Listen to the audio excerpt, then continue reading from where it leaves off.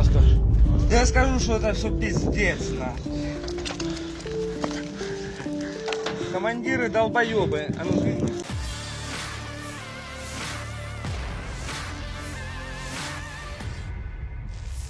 Sebuah rekaman ramai beredar di media sosial Telegram pada Sabtu 21 Januari 2023. Dalam rekaman tersebut memperlihatkan tentara Ukraina lainnya yang ditinggalkan oleh komandan mereka di zona pertempuran.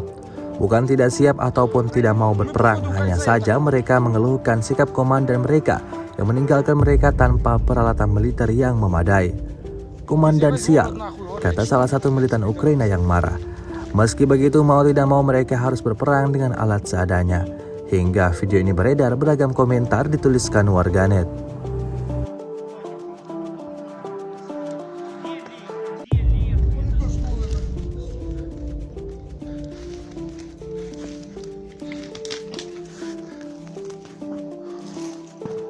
Живой еще пока, живой.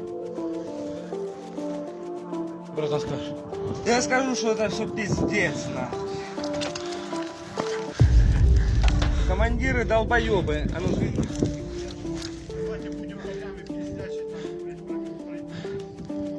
Мы пройдем. Мы походу в кольце, я так понял.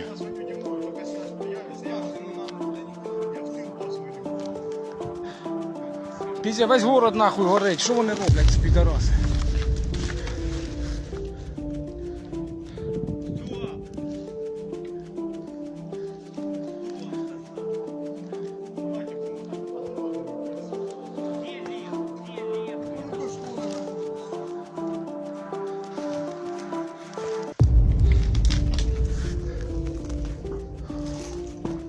Живой еще пока, живой.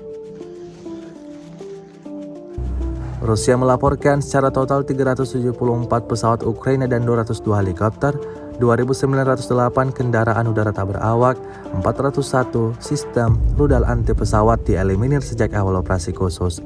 Sedangkan dari kubu Kiev, Kementerian Pertahanan Ukraina melaporkan 770 tentara Rusia dieliminir dalam sehari terakhir. Total 119.300 prajurit Federasi Rusia meninggal sejak awal konflik hingga hari ke-332.